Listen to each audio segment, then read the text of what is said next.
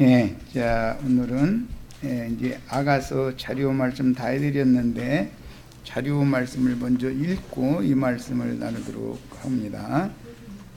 우선 아가서 지금은 서원을 나누는 중이기 때문에 서원을 이어나가는 중이에요.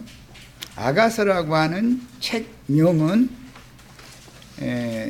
히브리어로 쉬르 혹은 쉬라라고 하는 남성 명사로 하면은 쉬르고 여성 명사로는 쉬라라고 하는데 같은 노래라는 뜻입니다. 그런데 이제 아가서는 혼성 합창으로 돼 있어요. 그러니까 어떤 노래라고 하는 용어에는 남성형 쉬르라고 하는 용어가 쓰였고 어떤 노래에는 쉬라라고 하는 용어가 쓰여서 이게 술람미 여인이나 예루살렘 여자들이 하는 말인지, 그 다음에 예루살렘의 남자들이나 솔로몬 왕이 대답하는 말인지, 이것을 그 남성형, 여성형을 가지고 구분할 수밖에 없습니다. 굉장히 어렵죠. 그러니까 이게 아가서는 누가 하는 말인지, 누가 누구에게 하는 말인지를 그냥 읽어가지고는 알 수가 없게 돼 있잖아요. 그러니까 세밀하게 성경을 보는 어떤 목자들을 통해서 가르침을 받는 게 이건 매우 필요한 그런 문구로 되어 있습니다.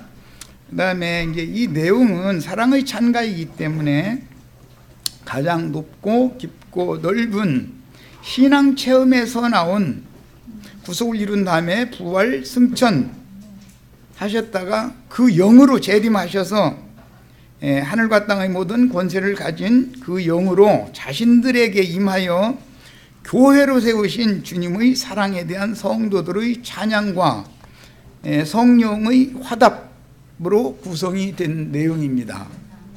이것은 개인적으로도 술람미를 적용할 수 있지만 대부분은 기독교계가 다 개인적인 신자에게 다 적용을 시키죠. 그런데 그렇게 하면 성경 의도가 안 맞는 겁니다.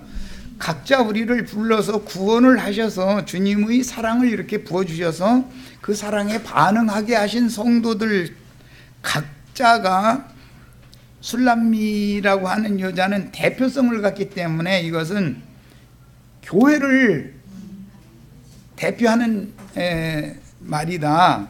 그러니까 개인에게만 적용을 하면 나중에 이제 뒤쳐 6장, 7장, 8장으로 가면 안 맞아 들어가는 거예요. 단체적으로 적용할 줄 알아야 돼. 창세기에서부터 남자와 여자 얘기하면 그리스도와 교회를 말하는 것이지 하나님과 나 사이의 개인 관계를 말하는 것이 아닙니다. 그런데 이제 기독교계에서는 자꾸 독선적이고 개인적인 이런 신앙을 자꾸 이렇게 그게 이제 종교성 때문에 그러는데 그걸 자꾸 주지를 시키다 보니까 나만 주님이 사랑하는 것 같고 주님은 나를 사랑하시는 그 사랑으로 인해서 내가 구원을 얻으면 모든 것이 다 해결이 다 되고 하나님의 뜻이 이루어지는 것처럼 이렇게 착각을 하는 거예요. 이건 큰 폐단이죠. 하나님의 뜻은 구원 얻을 자의 충만의 수를 다 채우는 것이 목적이고 그 천천만만이 구원 얻은 영혼들과 영원한 세계에서 영생을 함께 누리는 것이 목적이지 나와 주님과의 관계만을 위한 것이 아니에요. 성경이라는 것은 그냥 우리는 지금까지 가르침을 잘못 받아왔던 것이 있으면 오늘 시간에 완전히 이걸 바꾸셔야 되는 거예요. 그 다음에 죄인을 구속하여 주신 하나님의 기쁘신 뜻이 성취된 결과 은혜로 구속받고 구원을 얻은 성도들이 구속받았다는 건 지난 죄들을 사면받았다. 구속 후 죄들의 사함을 받았다. 이렇게 번역을 했는데 사면 용서단 말이야. 그것은 죄를 용서했다는 것이 아니라 지난 시간에 한번 말씀드렸죠. 죄는 심판의 대상이지 용서의 대상이 아닌 거예요. 죄는 마귀의 인격이에요. 그런데 하나님의 의는 하나님의 인격인 그리스도단 말이야. 그러니까 죄는 마귀의 인격을 말하는 거예요. 마귀의 인격인 죄와 사람이 결탁되면 죄인이 되지요. 하나님의 의를 이루셨고 하나님의 의의 실제이신 그리스도와 사람이 연합이 되면 그리스도인들이 되는 거죠. 지금 하는 말을 잘 이해를 잘 하셔야 감사 들으셔야 돼요. 죄인과 그리스도인이라는 말을 잘 아셔야 돼요. 세상 사람과 천국 사람이라는 용어를 잘 알아야 된단 말이에요, 기본적으로. 그 다음에 죄산 받는다, 죄산 받는다 계속 이렇게 가르쳐 놔가지고 오해하고 있는 거예요. 하나님이 죄를 용서해 줄 수 있어요, 없어요? 없어요. 마귀를 용서한다는 뜻인데, 그럼 마귀는 심판거리인 것이지, 심판의 대상이지. 마귀에게 속아서 미혹당해서 범죄한 죄과들의 용서를 받는 거예요. 사람이 용서받는 거예요. 사람이 죄를 저질렀기 때문에 죄를 이미 저지른 것을 사면 용서를 받을 필요가 있단 말이에요. 그것을 구속이라고 그래요. 용서받은 사람에게 하나님의 성령의 기름 부음을 통해서 진리의 씨, 진리의 말씀을 사람 속에 심어서 천국 농사를 해서 온전케 된 의인의 영들로 만들어진 열매를, 천국 곡식을 영원한 세계로 거둬가는 것이 구원이라고 그러는 거예요. 구속이라는 말은 사람이 이미 죄에게 속아서 범죄를 저지른 그런 모든 죄과 흠결들에 대해서 용서받는다라는 뜻은 구속이라고 그래요. 구속을 받은 사람이나 구원의 과정, 구원 단계로 들어가는 거예요. 이제 최종 구원이 완성된 것은 메시아의 왕국을 유업으로 받은 상속자들이 되는 거예요. 하나님의 나라를 유업으로 받은 사람들이 되는 거예요. 지금 내가 하는 말을 잘 일단은 이 신앙의 기초 털을 잘 닦고 놓아야 되는 거예요. 이런 혼동하면 안 되는 거예요. 혹시 지금 인터넷상에서 이런 말씀을 같이 듣고 있는 세상교회의 목사님들 몇 분, 내가 알고 있는 분들, 우리 사이트에 들어오시는 분들 많이 있는데 바르게 가르치셔야 됩니다. 목회자들이 잘못 가르치면 양무리들은 구렁텅이에 빠지는 거예요. 양무리들이 뭐를 알아요? 가르치는 사람이 그냥 가르치는 대로 믿는다고 그냥 따라가는 건데, 진리를 한 가지를 알아도 정확하게 알고 가르쳐야 되는 거죠. 그러니까 자, 그 다음에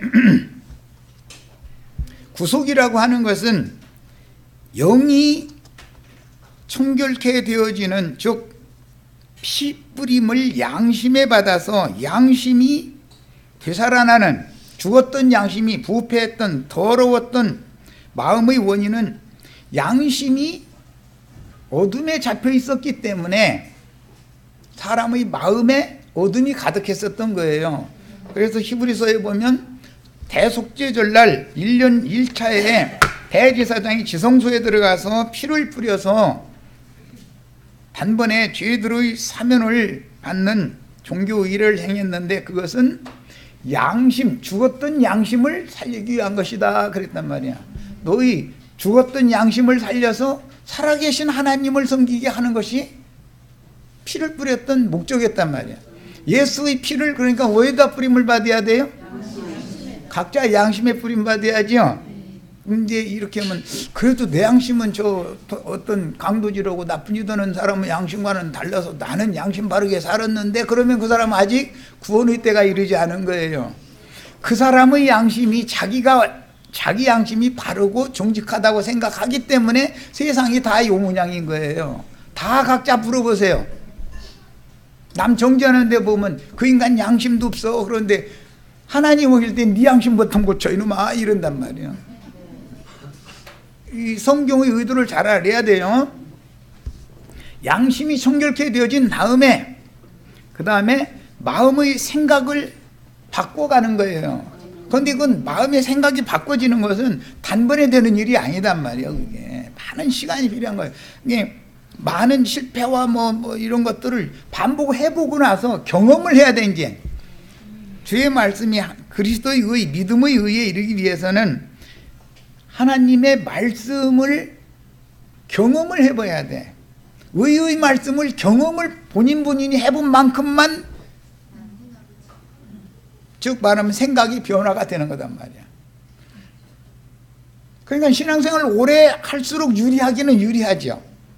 그런데 신앙생활을 오래 했는데도 왜 변화가 안 오느냐? 양심이 여전히 옛사람, 죽은 사람, 양심상 죽어있는 옛사람의 양심, 나는 옳다라고 하는, 나는 선하다라고 하는 이것을 버리지를 못했기 때문에, 즉 자기를 부인할 적이 없다 그런 말이야. 나는 하나님을 기쁘시게 할 수 있는 존재가 근본적으로 아니다라는 것을 알아야 된단 말이야. 그런데 이것이 안 돼 있기 때문에, 즉 출발이 안 돼 있기 때문에 아무리 신앙생활을 하고 율법으로 막 때려 족쳐도 안 되는 거예요. 안 되는 거예요. 근본 생명이 짐승의 생명인데 어떻게 신의 생명으로 바꿔지지 않았는데 하나님의 요구를 이룰 수가 있겠냔 말이야. 예. 성경에 이렇게 중요하게 다루는 문제 중에 용어가 나올 때, 바울 되기 전에 사울이 율법의 의로는 흠이 있는 사람이었어요? 흠이 없는 사람이었어요? 내가 율법의 의로는 흠이 없는 사람이었다 그랬어요. 욥의 의라고 그러죠. 욥기 1장에 보면은 내 종 욥을 너 유의하여 본 적 있어? 그같이 순전하고 온전한 자는 이 세상에는 없다 이랬어요. 굉장히 의로운 사람이죠. 그런데 왜 그러면 그 사람을 가지고 그렇게 독칩니까? 욥기 38장에 가서 결과적으로는 너 자꾸 의롭다 그러는데 네가 그렇게 의로우면 너같이 의로운 사람을 이렇게 고난을 주고 이렇게 한 하나님이 내가 불의하잖아. 그러죠? 그게 욥기 38장에 나오는 말, 1장과 38장까지 쭉 건너뛰었지만 잘 이해를 하셔야 돼. 욥은 자신을 의롭다고 여겼다라는 말은, 나는 바른 양심으로 양심껏 하나님을 여태까지 잘 섬겨왔고 내 양심 한 번도 속이거나 거슬러 본 적은 없다라고 자부하고 있었다 이런 말이야. 하나님이 보실 때는 이게 더 가증한 자다 이 말이야. 이게 그 사람을 어떻게 해야 돼요? 그를 떠받쳐주고 있던 많은 재산과 많은 자녀들과 이쁜 아내와, 그 이쁜 아내라고는 하지는 않았지만 어쨌든 아내와 모든 것을 다 갖춰준 거예요. 그냥 사람이 바꿔지지가 않는 거예요. 자기는 의인이라고, 나같이 선한 사람 있으면 나와봐라 막 이런단 말이에요. 심지어 무슨 고아와 과부 있으면 욥한테 가야 돼. 고아를 내가 그냥 빈손으로 돌려보낸 적이 있느냐, 과부를 내가 그냥 보낸 적이 있느냐. 욥이 없으면 고아와 과부는 구제 못 받는 거지 뭐. 욥 때문에 고아와 과부가 살아나는 거야. 하나님이 하셨다고 생각을 전혀 안 한다 이거예요. 그렇게 할 만한 모든 재물도 줬고 당대 유능한 동방의 현자로서 그렇게 머리도 좋고 많은 학문도 할 수 있도록 모든 걸 갖춰준 하나님이 뒷받침을 해줬기 때문에 그렇게 된 것이지, 지가 뭐길래. 과부들의 참 남편은 예수님이야죠. 고아들의 참 아버지는 예수님이야죠. 그런데 욥이 지가 과부들 다 돌봐줘야 되고 지가 고아들 다 돌봐주는 이러고 자랑하고 앉았으니까, 네가 그렇게 외로우면 너같이 의로운 사람을 이렇게 고통을 주고 이렇게 많은 연단을 보내고 그랬으니 여호와인 내가 불의하잖아. 그럼 누가 외로우냐? 그러니까 그때서 귀가 번쩍 떴다는 거예요. 그때서. 우리도 다 이런 경험이 꼭 있으셔야 돼. 이런 거 보고 회개라고 그래요. 회개를 사실은 하지 않았으면서 회개했다고 하고 인생 예배당 열심히 다니는 사람들 수없이 많다는 걸 알겠죠? 욥이 회개할 땐 말이 뭐예요? 무지한 짐승같이 나 자신도 알지 못하는 무지한 말로 진리를 가리는 그런 자가 누구겠습니까? 바로 내가 아니었습니까? 이러고 그게 회개하는 거잖아요. 영 모르는 거예요. 그런데 오늘날 기독교인들 다 회개해가지고서 용서받았다고 다 그러거든. 그런데 그게 성경이 말하는 회개가 아닐 수도 있지 않냐 이 말이에요.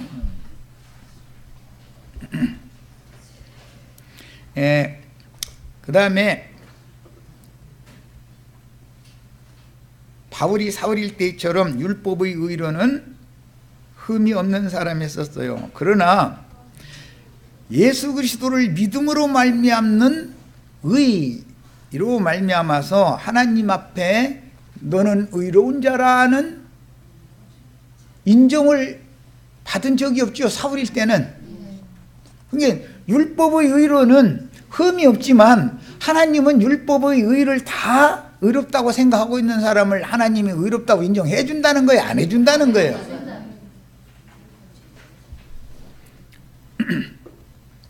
야, 로마서 5장 1절 한 절 빨리 읽고 빌립보서 3장 6절 또 한 절 읽고 이렇게 대비되는 용어를 지금 이제 우선 말씀드리려고 그래요. 아가서는 이게 중심뼈대이기 때문에 그래요.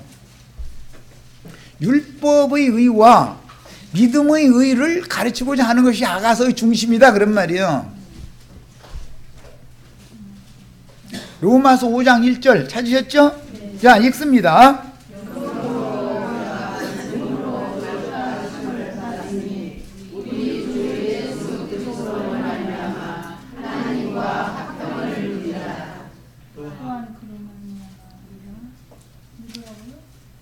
오 5장 1절 읽었죠? 4장 13절 한 절 더 읽겠습니다. 자, 읽습니다.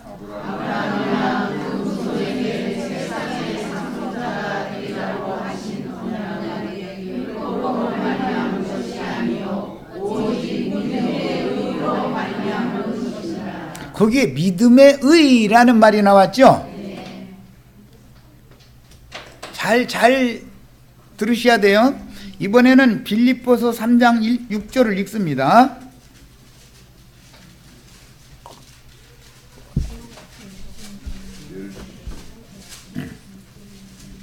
자, 찾으셨죠? 빌립보서 3장 6절입니다.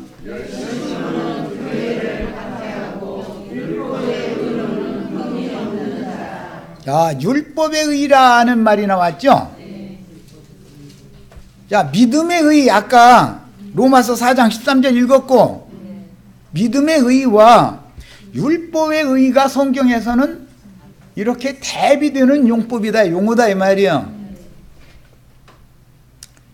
예루살렘의 파수꾼들과 예루살렘 여자들은 자신들을 다 나가서의 용어를 이제 말하는 거예요. 자신들을 다 의롭다고 여기고 있어요. 그런데 하나님이 보실 때는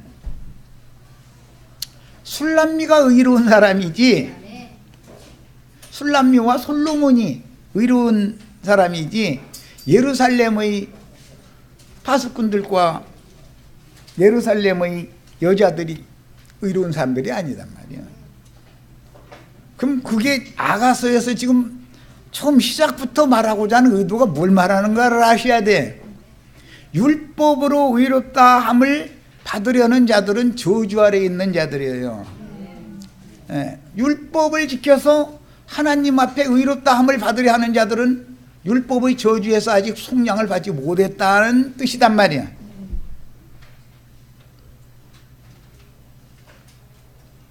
아담이 범죄했을 때 하나님 앞에 평생 수고하고 일을 해야 되는 저주와 저주받은 땅에서 땀 흘려야 하는 저주와 그 다음에 결과적으로는 땅에 흙으로서 온 흙사람은 흙으로 돌아가야 된다고 하는 죽음이 선고가 됐어요. 그럼 그 말씀이 계속 이어진다면, 그 말씀만 있다면 구원받을 육체가 있어요, 없어요? 하나님 말씀 벗어날 수 있는 사람은 하나도 없죠. 그래서 율법 외에 다른 한 법이 또 와야 되는 것이다 이거요. 이게 믿음의 법이다 그래요. 율법 외에 믿음의 법이 와야 구원을 받는 거예요. 저주가 선고됐는데 그것을 사람 스스로는 벗어날 수 없잖아요. 그런데 믿음의 법에 오면 겉사람, 흙사람에게는 저주의 법이, 율법이 적용이 되는 거고, 위로부터 거듭난 사람, 구속받고 거듭난 새 사람에게는 믿음의 법이 적용이 되는 거단 말이야. 그러니까 겉사람은 저주의 말씀대로 그대로 돼야지요. 하나님 말씀이 그렇게 안 이루어지면 안 되는 거니까 당연히 그렇게 되는 거예요. 그러나 또 다른 법의 말씀이 또 있기 때문에 그 또 기록한 말씀 때문에 구원을 얻는 거단 말이에요. 마귀도 항상 예수님을 시험할 때 보면 기록된 말씀 가지고 예수님 시험하죠. 예수님은 항상 응대를 뭐라고 하셔요? 또 기록한 말씀을 대응을 하시죠. 우리도 이처럼 성경이라고 하는 것은 안팎으로 기록이 되어 있기 때문에 밖에 기록한 의문이라고 그랬는데 이번 번역은 조문이라고 그랬어요. 그것은 그람마토스라는 이 용어는 판 같은 데 이렇게 새겨 넣는다, 뭐 찢는다, 이제 그런 의미를 갖고 있어요. 그러니까 문자로 이렇게 새겨준, 또는 돌판에다가, 첫 번째 돌판에다가 하나님의 손가락으로 이렇게 새겨준 10조문 있죠. 이런 것들을 조문의 율법이다 그래요. 그 율법을 지켜야 된다고 하는 사람한테 가면은 저주에 저주를 더하게 돼 있는 것이지 저주에서 벗어날 방법이 없는 거단 말이야. 그런데 이 세상 교계 목사님들은 이런 법을, 두 법이 있는데 첫 번째 법은 첫 사람에게 적용하고 두 번째 법은 둘째 사람에게 적용된다는 거, 이치를 너무 모르고 있다 이거예요. 겉사람과 속사람, 옛사람과 새사람이라고 하는 의미 자체를 모른다 이거예요. 땅에서 난 사람과 위로부터 난 사람이라고 하는 용어 자체를 모르고 있기 때문에 혼동하고 있다 이거예요. 그런 사람들한테 30년, 40년, 50년 신앙생활 거기 가서 열심히 배우고 하다가 죽으면 배나도 지옥 자식이 되는 것이지 그들이 원하는 것처럼 천국에 가는 게 아니다는 걸 알아야 된다 그런 말이야. 이게 얼마나 중요한 말을 지금 내가 선포하는지 몰라요. 예, 그 다음에 이제 죄인을 구속하신 목적은 죄인으로 하여금 의롭다 하심을 받은 의인으로 삼으신 다음에 하나님의 의가 그 사람에게 믿음으로 적용이 되어져서 최후로 첫사람, 흙사람, 옛사람, 겉사람, 이 첫 장막을 벗기고 속사람에게 덧입혀준 신령한 몸을 입고 주와 함께 영광 중에 나타나서 다시는 죽음이나 고통이 없는, 슬픔이 없는 완전한 예수 그리스도의 세계로 데려가는 것이 구원이다.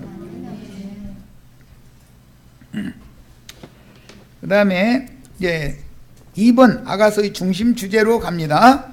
그리스도와 교회, 메시아의 신부, 교회는 처녀이고 오는 새 세상의 거룩한 성 새 예루살렘은 신부라고 그러죠. 천년이 지난 다음에 영원한 새 세계에 영들의 세계죠. 이제 그때는 육신은 다 육신을 입은 인생을 이 세상에 더 둘 필요가 없는 이제 완성의 시대가 되면 교회를 통해서 모든 원수를 발등상을 삼은 때가 되면 천년 동안 메시아의 왕국이 실현이 되고 메시아의 왕국이 끝나면 아들이 그 나라를 아버지께 바치는 때가 오죠. 지금은 교회 시대죠. 오는 새 시대에는 천년 왕국 시대라고 그래 흔히 이렇게 말해요. 천년 왕국이 지나면 영원한 하나님 아버지의 나라가 그분의 나라. 하나님은 영이시죠. 하나님 말씀이시죠. 말씀 나라 말씀 세계가 영속된다 그런 말이에요. 하나님은 육체가 아니에요. 하나님은 사람이 아니에요. 영이셔요. 하나님은 말씀이셔요. 이제 이런 기본 개념을 이해하셔야 되겠고, 아가서에서 침궁이라는 용어가 이제 자주 나오는데, 이것은 솔로몬의 왕국의 황후전의 내실로 인도받은 술람미의 실제, 이 생에서는 교회이고 오는 세상에서는 신부성이고 영세에서는 거룩한 성 예루살렘이에요. 처녀는 교회를 의미하는 거예요. 처녀, 우리는 지금 처녀들이죠. 어떻게 부정한 태를 가진 영원한 생명으로 영생을 얻을 수 없는 그런 생명을 생산할 수 없는 사람을 정결한 처녀의 태로 만들어 놓는지는 여러 번 지금 내가 여러 가지 비유로 말씀을 드렸었어요. 땅을 고치는 거, 여자의 태를 고치는 거, 이게 다 비유다 말이야. 어떻게 하면 되는 거죠? 구속하시면 된다. 구속. 자기의 죄를 욥이나 사울처럼 말이야. 사울이 욥이 회개하는 그 회개를 거쳐서 용서를 받아야 된다 이거예요. 그러면은 정결한 처녀의 태가 되는 거예요. 이 말은 구체적으로 더럽혀졌던 부정한 양심이 청결케 되어져야 된다. 그러니까 피뿌림을 받아서 피를 뿌린다라는 것은, 예수의 피를 뿌린다는 것은 예수님의 생명을 형제 자매님들이 새로 받아들여야 된다라는 뜻이에요. 예수의 생명이 와야 인간의 흙사람의 타고난 생명이 제거되지 않으면, 그걸 그래서 이 가임교 여성들은 경수를 하죠. 주기적으로. 그럼 뭘 말하는 거예요? 사람은 주기적으로 회개해야 된다 그 말이에요. 육의 생명이라는 것은 사망의 생명이기 때문에, 땅에서 온 생명이기 때문에 그것은 피를 흘리면 구약 성경에는 땅속에다가 흙으로 다 덮으라 이렇게 묻으라고 되어 있어요. 그러니까 그 생명은 죽여서 장사시켜야 된다라는 말이잖아요. 흙으로 묻는 거예요. 흙에서 왔으니까 그 생명이. 피는 생명을 말하는 거예요. 그런데 육의 생명, 육신의 피는 하나님 보시기에는 짐승의 생명이기 때문에 짐승의 생명을 죽여서 다 쏟아버리게 만들고 흙으로 다 덮어서 흙 속에다가 보내는 거예요. 옛사람의 생명은. 그리고 위로부터 예수님이 증거하는 영과 생명의 말씀을 받아들여서 새 생명으로 거듭나야 된다 그런 말이에요. 이런 비유들에 대해서 잘 이해를 하셔야 돼요. 그래서 모든 믿는 성도들이 교회에 들어오면은 교회는 처녀라고 그런다 이거예요. 내가 나이가 많이 먹었는데 어떻게 처녀가 되느냐 이렇게 하시면은 복음을 믿어야 돼. 나는 지금 무슨 뭐 이상한 얘기 하려는 게 아니라 복음을 가르치는 거예요. 지금 진리를 가르치는 중이에요. 이건 다 이런 비밀은 뭘로요? 말씀은 능치 못함이 없는 것이고 그 말씀을 믿으면 이와 같이 되는 거예요. 예. 형수가 끊어진 지가 그렇게 오래된 사례도 사라로 바꿔서 새로운 태로 바꿔서 이삭을, 약속의 자식을 낳게 할 수 있죠. 대저 하나님의 말씀은 능치 못함이 있어요, 없어요? 말씀은 능치 못함이 없어요. 문제는 사람이 믿느냐의 여부죠. 자, 그 다음에 침궁이라고 이게 아가서에 이제 자주 이 말씀이 나오는데, 이것은 하나님의 성전이며 메시아의 왕궁인 예수님의 영을 상징하는 비유다. 솔로몬 왕궁의 침궁에 술람미 여자가 거기 들어가죠. 솔로몬의 침궁에 아무나 들어가는 게 아니죠. 세상 교회 예배당을 그렇게 열심히 다녔어도 솔로몬의 침궁에 들어가는 게 아니라 거기는 사실은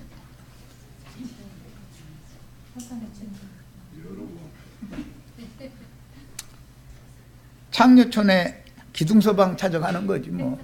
이렇게 말하면 너무 심하다고 할지 모르면 이해를 확실하게 시켜드리려고 그러는 거예요. 큰 음녀는 머리가 7 남편인데 짐승들이라고 그랬잖아요. 짐승들.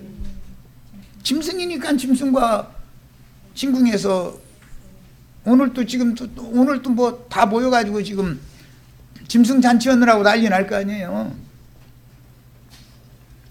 우리는 주님의 말씀대로 사람의 시, 인자의 말씀을 우리의 마음에 정상적으로 정성스럽게 뿌림을 받는 축복이 이 시간에다 형제님, 자매님들의 심령과 마음에 임하시기를 바라요. 반드시 참 남편은 사랑으로 생명연합을 맺으면 기름 부음을 통해서 씨를 심게 돼 있어요. 그런데 짐승도 씨를 심는다 이거예요. 짐승도. 우리는 다 하나님의 사람 그리스도인들이 우선 되어져야 그리스도의 배필이 되어질 수 있지 않겠냐 그 말이야. 그리스도의 성령의 기름 부음을 통해서 진리의 말씀씨가 형제 자매님들의 마음에 심어주셔야 돼. 네. 이 말을 이상한 소리만 한다고 이렇게 들으시면 안 돼요. 나하고 대화할 때는 잘 새겨서 들으셔야 돼요. 인간사 땅의 일이라는 건 하늘의 일에 대한 표상이다 이거예요. 비유다 이거 이런 것이다. 자, 예수님의 영이 에덴 동산의 중앙이에요. 성전으로는 지성소이고 왕국의 내실, 솔로몬 왕국의 내실에는 그것은 예수 그리스도 성령과 연합된 영혼들의 모임인 교회를 의미한다. 에덴 동산이라는 건 여러 가지로 이렇게 비유가 된다. 에덴 동산 중에 중앙 비유죠. 예. 그 땅에 동편에 에덴을 창설하시고 그 에덴의 중앙에는 생명나무와 선악을 알게 하는 나무 세 가지가 되어 있죠. 땅에 흙으로 취했는데 땅의 동편에 동산을 창설하셨고 동산 중앙에 두 나무가 있는 거예요. 이해하셨죠? 사람은 몸이 있고 혼이 있고 마음이 있고 마음의 중심에는 영이 있어요. 예. 다 그래서 영이 성령으로 거듭나야 된다 이렇게 표현을 하는 거예요. 자, 그 다음에 그 천년 기간에 실현될 새 우주의 중심인 거룩한 성 예루살렘, 영세의 우주 중심인 어린 양의 아내인 예루살렘으로 인도를 받는 죄인들의 구원 과정이 아가서의 중심 주제다. 그 다음에 솔로몬과 술람미 여자는 솔로몬의 아버지인 다윗과 밧세바가 견고하게 세운 하나님의 왕국 후사이므로 솔로몬과 술람미가 낳은 후사들이 영원하신 하나님의 왕국을 이어받아 그 천년이 차기까지와 세세토록 왕노릇하게 되어 창세기부터 계시록의 완성까지 성경에 계시된 하나님의 선하시고 기쁘신 목적을 완성하게 됩니다. 솔로몬의 아가지요. 야, 솔로몬의 아가기 때문에 솔로몬이라는 사람이 한 일을 잘 이해하셔야 돼요. 이것은 창세기에서는 구속받은 아담 부부를 통해서 아벨을 주셨는데 아벨을 형이 죽이니까 아벨 대신에 셋을 다시 주셨죠. 이것은 아벨은 사람으로 오신 예수를 상징한 거예요. 예수는 그래서 아벨로 죽으러 온 거예요. 아벨을 죽여도 인자 예수를 죽여도 성령을 다시 보내시죠. 셋이 다시 오죠. 야, 이런 과정이 이게 구속의 과정인데 이 성령이 오신 목적은 뭐냐? 솔로몬을 통해서 한 일은 성전을 맨 먼저 세우는 거죠. 맨 먼저는 준비는 아버지가 다 해놓은 거예요. 준비는. 그런데 실제 세우는 건 솔로몬이 세워요. 다윗은 왕궁도 완성을 못했어요. 그런데 솔로몬이 왕궁을 또 세우죠. 이스라엘 나라의 왕궁을. 예. 이스라엘 나라를 견고하게 아버지가 해준 나라를 솔로몬이 상속받아서 후사가 되었어요. 야, 그런데 이제 솔로몬이 후사가 되는 데에는 다윗이 내 아들 솔로몬을 왕으로 세워야 되겠다 해서 되는 것도 아니고 다윗이 하나님을 향하여 성전을 건축하고자 하는 그런 마음이 너무 간절했었어요. 사무엘하 7장에 보면 그것 때문에 그렇게 고심을 하니까 하나님께서 밧세바의 관계를 문제 삼아서 먼저 율법 말씀을 보냈었죠. 두 번째 말씀을 나단을 통해서 또 보냈어요. 그런데 그 율법 말씀이 응한 것은 다윗과 밧세바가 처음에 낳은 아들을 죽이는 것으로서 나단이 다윗을 정죄한 말씀이 응했단 말이야. 그리고 나단이 두 번째 또 와가지고는 밧세바를 통해서 낳은 그 씨가 당신 나라의 후사로서 위를 잇게 될 것이다. 두 번째 말씀을 하셨죠. 그럼 지금 내가 처음부터 하는 얘기를 잘 들으셔야 돼. 흙사람에게 하는 말씀과 둘째 사람에게 하는 말씀은 다르죠. 법이 바꿔져야죠. 두 번째 법은 생명의 성령의 법인 것이지 저주 율법이 아니단 말이야. 네 나라가 영원할 것이고 영광이 영원할 것이고 그 나라의 위를 네 몸에서 날 씨를 통해서 계속 이어지게 만들겠다. 그런데 네 안에 거기서는 이제 햇사람 우리아의 아내가 아니라 거기서는 네 아내 다윗의 아내가 되는 거죠. 두 번째 말씀하실 때는 밧세바가 낳은 솔로몬이라는 이름도 나단 선지자를 통해서 지어주신 거예요. 그게 하나님의 사랑하심을 받은 자라는 뜻이에요. 너는 성전을 짓고자 해도 너는 전장터에 너무 전전했기 때문에 피를 너무 많이 흘려가지고 네가 성전을 지면 성전은 짐승피가 계속 흘려져야 되는 율법 성전이 되고 말 거니까 죽이고 죽임당하고 하는 더 이상의 살상이 없는 평화의 성에 평화의 성전을 네 아들 솔로몬을 통해서, 솔로몬이라는 말은 평화라는 뜻이에요.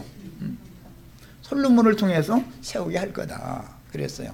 이것은 율법 성전이 무너지는 대신 주님의 교회가 세워질 것에 대한 예언이다 그런 말이에요. 항상 두 번째 것이 완전한 거예요. 우리 속사람이 하나님의 성전으로 지어질 것을 예언한 말이다. 겉사람은 무너져야 될 것이다 라는 걸 예언한 말이고, 야, 이런 이제 말씀이 사무엘하 7장에서부터 쭉 이어져서 열왕기상 1장에 가보면 두 번째 반역이 아도니아라고 하는 다윗의 넷째 아들이 반역을 일으켰죠. 먼저는 셋째 아들이었던 압살롬이 반역을 일으켰다가 반역이 평정이 됐어요. 압살롬이 반역을 일으킬 때 그 위에 두 형은 잔치에 초대해가지고서 양털 깎는데 같이 와서 먹고 마시고 하자 해서 초대해가지고 죽여버렸죠. 그리고 압살롬이 죽었으니까 네 번째 아도니아가 장자가 되는 거잖아요. 장자권이 육적으로 보자면. 그러니까 아버지가 늙어서 지금 기력이 없으신데 왕위를 자기한테 물려줘야 되는데 안 물려주는 거예요. 때를 기다리지를 못해. 아도니아도 성질이 좀 급했던가 보지. 그래가지고 많은 당대의 권력자들을 포섭을 해가지고 반역을 일으켰습니다. 그런데 그때 나단 선지자가 밧세바를 딱 찾아가는 거예요. 반역을 일으키던 아도니아가 반역을 일으키던 그날 밧세바에게 딱 찾아와가지고 지금 아도니아가 왕이 되어가지고 반역이 일어났는데 이러고 지금 있을 때냐고 이미 다윗 왕에게 솔로몬이라는 자식을 줄 것도 나를 통해서 예언 말씀을 전하게 했었고 하나님은 솔로몬을 당신의 아들로 삼고 솔로몬에게 다윗의 왕위를 물려주겠다고 이미 예언을 했고 다윗 왕도 그것을 받아들이고 감사기도 막 사무엘 이제 그 하에 보면은 그 나단 선지자의 말씀을 받은 다음에 막 감사기도를 하잖아요.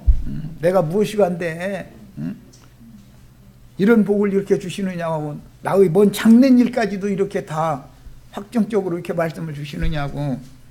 그런데 워낙에 자기는 뭐 밧세바와의 관계 때문에 나단 선지자를 통해서 첫 번째 보냄 받았을 때 워낙에 큰 책망을 받았고 그 말씀대로 그냥 그게 사실 반역이 일어난 것도 그 말씀을 응하게 하느라고 징벌을 보내신 거였었는데 이게 세상 말로 의의 말씀을 경험을 몸으로 다 해본 사람이기 때문에 하나님 앞에 감히 고개를 그냥 빳빳이 쳐들 수 없는 완전한 온전케 된 의인이 되어 있는 상태였단 말이에요. 다윗이.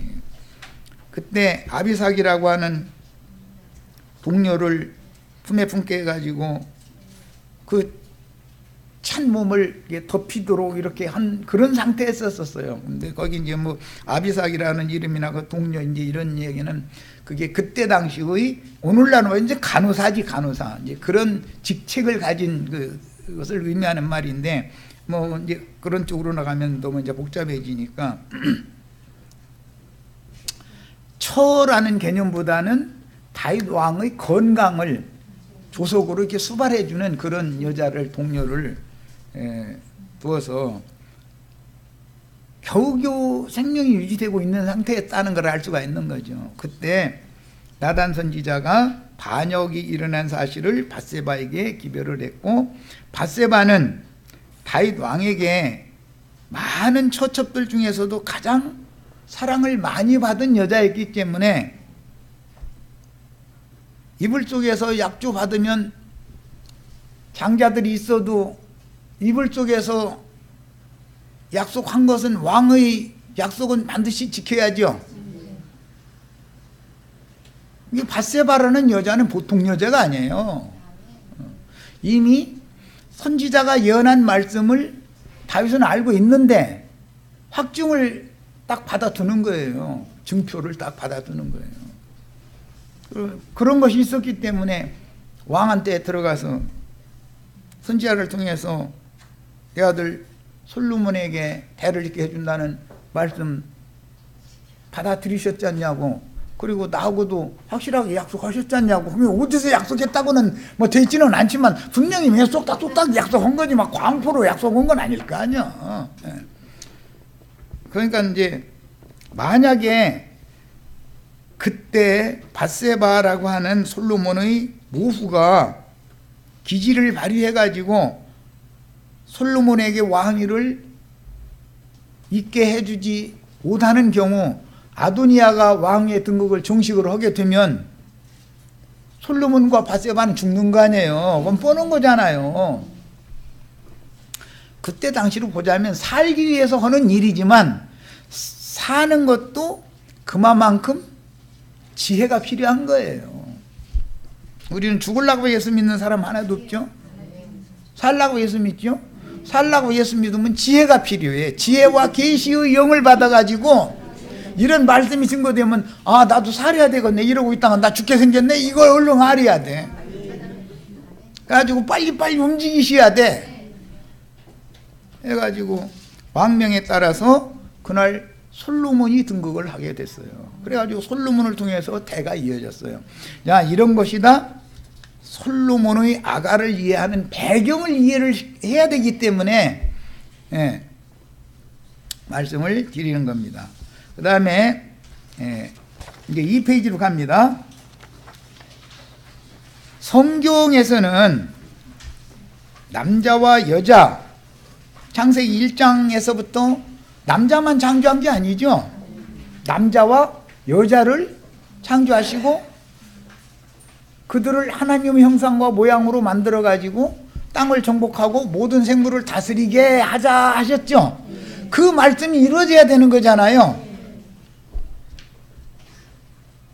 그래서 메시아의 왕국을 다스리는 왕들이 나오려면 반드시 하나님께서 예언자를 통해서 말씀으로 이미 전해준 그 사람이 왕이 돼야지, 아무리 유능하고 흠이 없는 사람이라도, 압살롬도 그랬고 아도니아도 그랬고, 흠결이 있는 사람이라 했어요, 없는 사람이라 했어요? 너무 아름답고 흠이 없는 사람이었다는 거예요. 그래서 아버지가 너 왜 이런 일을 하느냐고 꾸중할 일이 없이 자랐다는 거예요. 그렇게 자라면은 그 사람이 구원받기 어렵다는 거죠. 천성이 타고날 때 우리 나 쳐다보고 웃는 우리 이승희 자매님하고 저 뒤에 이승재 자매님하고 신랑 내가 잘 아는데, 그분들은 법수도 살 분들이요. 우리 김혜자 자매님 신랑도 법수도 살 사람들이요. 그런데 그 사람들이 복음을 잘 안 받아들여요. 왜? 나같이만 살라 이거예요. 나같이만 양심 버려라 이거예요. 애써서 복음 전하면, 아, 좋은 말씀 많이 들었습니다, 이래버려. 아니 지금 준 말씀 들려주는 거예요 지금? 네?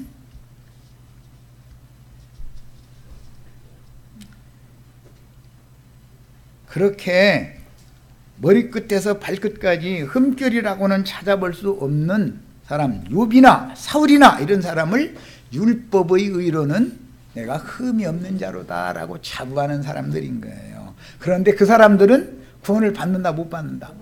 못 받는다는 거예요. 이거 그러면 죄 많이 저질러야 구원 받네. 이제 그렇습니다. 죄를 지금부터 저질 필요 없이 내가 어떠한 인간인가를 영으로 깨달아서 빛이 와서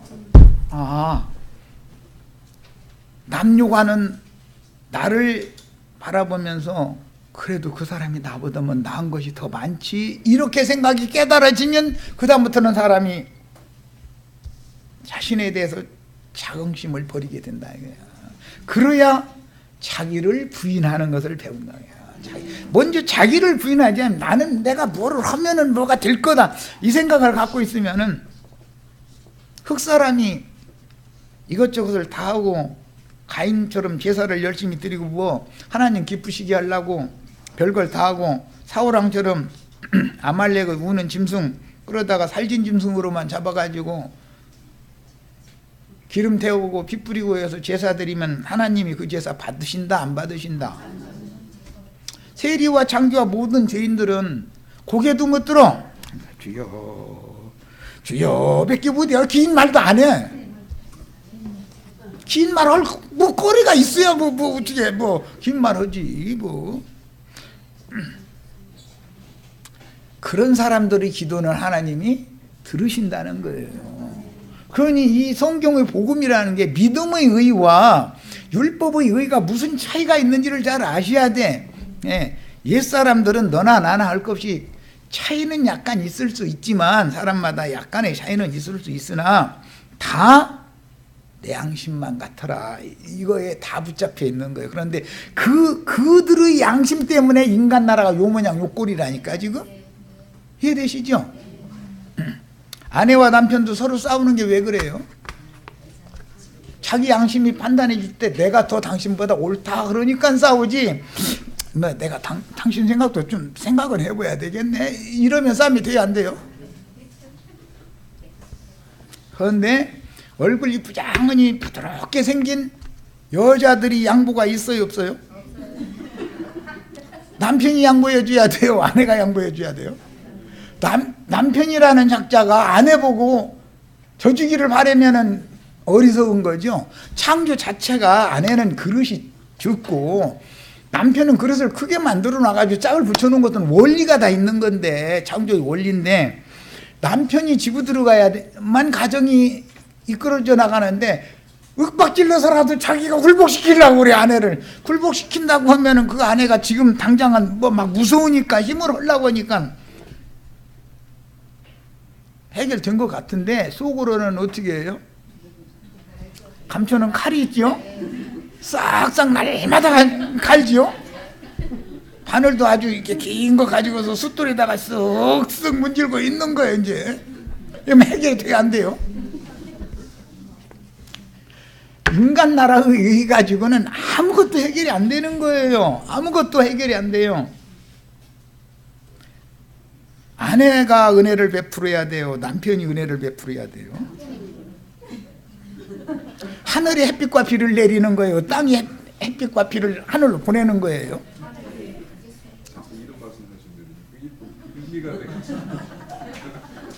창조의 원리에 순응해서 사는 걸 배워야 된다 이거예요. 이 사람이 구원받은 사람이다 그 말이에요. 그래서 항상 위로부터 은혜가 와야 그 은혜가 넘치면 땅에서는 모든 가시와 은공치가 나는 저주받은 땅이라 할지라도 햇빛과 비를 잘 흡수해 받아들이면 거기서 산물을 내게 돼 있어. 창조의 원리요 이것이 아가서의 내용이다. 그러면 아가서가 솔로몬보다 고집이 없어요. 아까 우리 찬송했죠? 술람미가 솔로몬이 고집 못 당하죠. 그러는데도 솔로몬의 힘은 못 당하죠. 그런데 고집 부리는 건 술람미가 훨씬. 우리 자매님들도 그래서 남편하고 잘 지내려면 이거 봐, 나 형제님 그러던데 남편이 양보하라고 그러던데. 예, 그 말은 맞아요. 맞는데 남편이 양보하라고 한다고 해서 남편이 양보하느냐, 복음을 깨닫고 거듭난 사람이나 이 말이 수긍이 되지. 예, 옛사람 남편들은 죽어도 네가 내 밑에서 굴보고 해야지 나보고 너한테 지란 말이야 이렇게 나오게 되면 안 되는 거예요. 그거는 안 되는 거예요.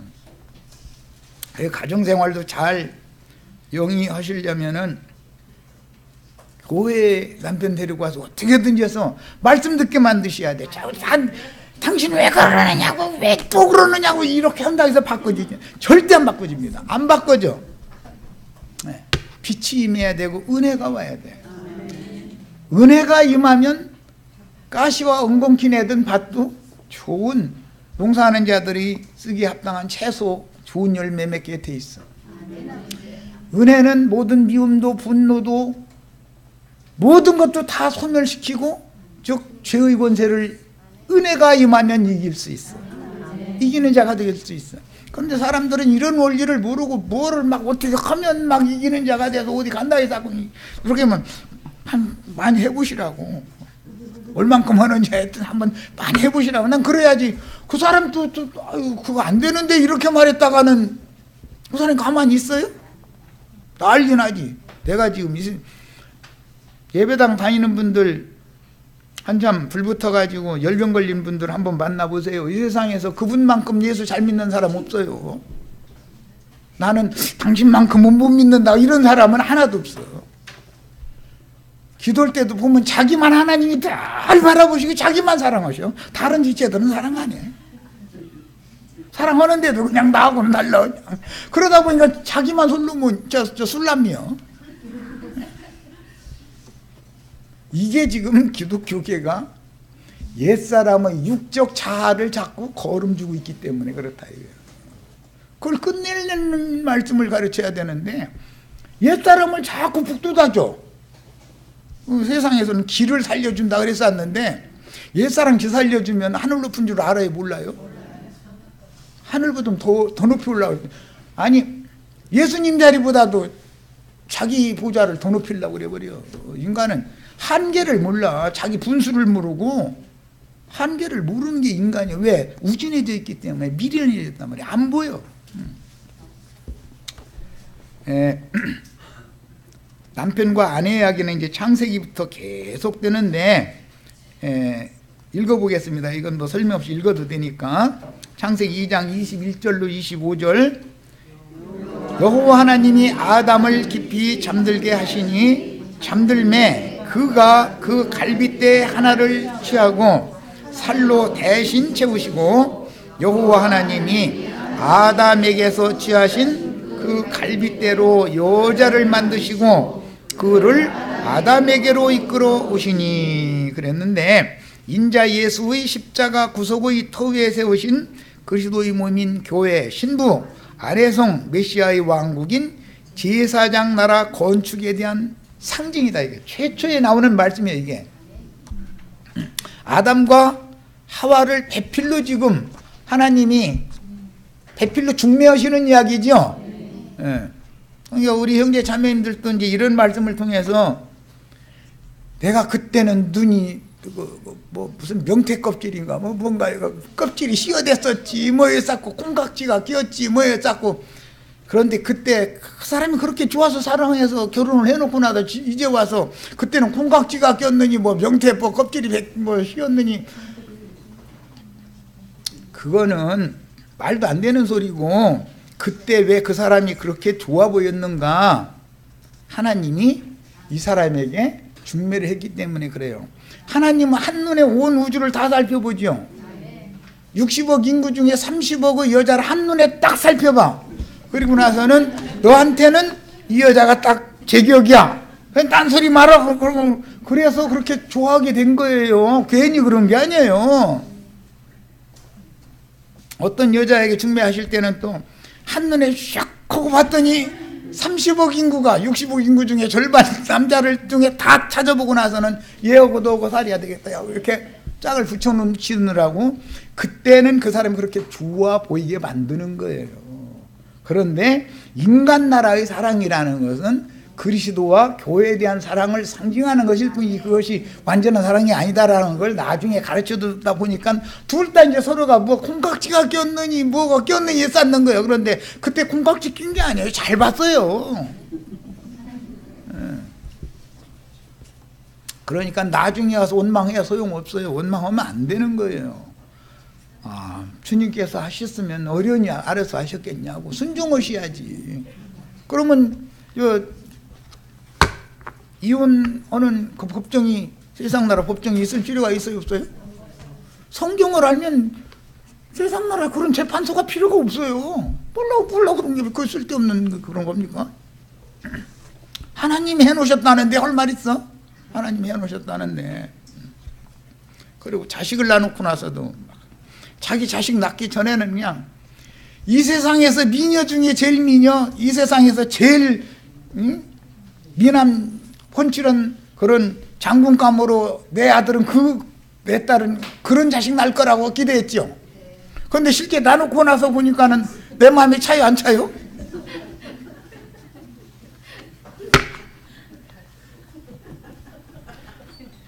왜 그 사람 그렇게 사랑하게 만드신지 알아요? 그 아들 그 딸 주시려고 그런 거예요. 걔들이 생기려고 내가 이 사람하고 만난 거예요. 할 말이 있어요? 생명이 주님께서 하시는 일인데. 할아버지 할머니 때 되면 며느리가 애 낳는다 그러면 막 안절부절하죠. 이제 막. 왜냐하면 이 세상에서 제일 똑똑하고 제일 막 그냥 애가 뛰어난 탁월한 손자 줄 거라고 막 그냥 기도해가면서 했잖아요. 근데 뭐 나 보면 다 걔나 뭐 옆집 아이나 우리 집 아이나 다 똑같이 뭐가 다릅니까? 하나님의 우주 경영에 대해서 사람이 함부로 생각하시면 안 됩니다. 매사에 대해서 구속시킨 다음에 구원을 이루는 과정, 사람을 온전케 만드는 과정에서는 뭘 가르치신다고요? 순종을 가르치는 거예요. 예수님이 하나님의 본체시며 하나님 자신이지만 종의 신분으로 낮춰져 가지고 많은 고난으로 말미암아 뭘 배웠어요? 순종을 배워서 온전케 되셨기 때문에 메시아가 될 수 있다. 그분과 같이 우리도 똑같이 그렇게 하시겠죠. 그러니까 이제 앞으로는 절대 원망하는 말 할 필요가 없는 거예요. 아, 이게 주님 뜻이면 아멘. 내 마음에는 안 들지만 그런데 주님 내 마음에 조금만 채워주시는 것이 좋지 않겠어요? 나 이러다가 숨 넘어가요 지금. 이게 그렇게도 하시기는 하시니까 내가 허라고 안 해도 다 하게 돼 있어. 저 옆집은 그래도 뭐 어떻게 사느니 뭐 자식들이 뭐 검사가 됐느니 뭐 한다 소리 들으면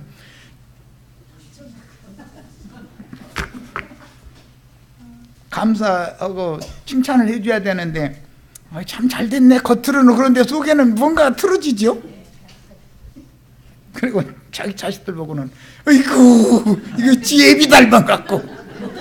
아니 지 애비만 닮았어요? 자기는 안 닮고? 자기가 놔놓고 왜 그래?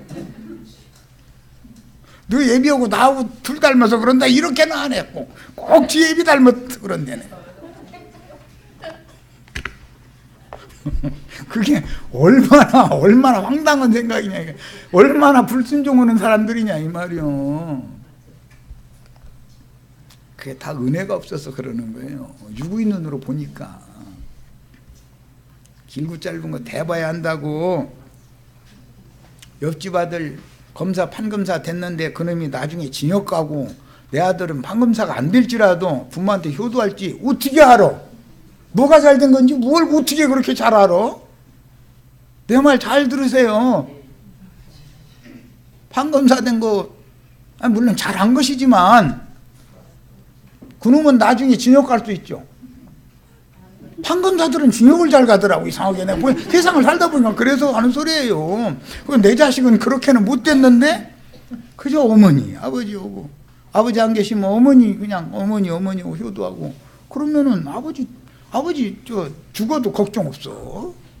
아들이 아버지 대행해서 다 효도하고 그러는데 뭐 모르는 거예요. 길고 짧은 거 대봐야 하는 거고 나중까지 가봐야 하는 거고 하나님의 뜻이 어디에 있는지 우리가 육신의 눈으로 보고 판단하는 게 얼마나 어리석은 건가를 꼭 아셔야 돼.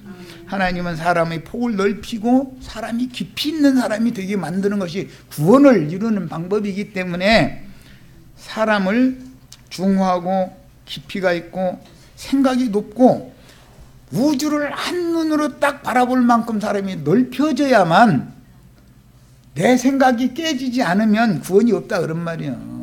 자기의 한계 안에 자기 속에 자기가 갇혀가지고 있으면은 여쭈에는 판사 됐다는데 어이구 저것이 꼭 제비 닮아가지고 나중에는 이제 속상하면 꼭 밥숟갈 뜨는 것도 또 반찬 먹는 것도 꼭 지혜비 닮아. 아이고 막 이렇게까지 나가버려. 아니 자기가 그렇게 남아서 그런데 그걸 왜 지혜비 핑계만 됩니까? 근데 걔가 더 자라서 효도할지 모른다니까. 너무 사람의 생각을 가지고 자기 스스로에게 갇혀가지고 살지 말라 이거예요.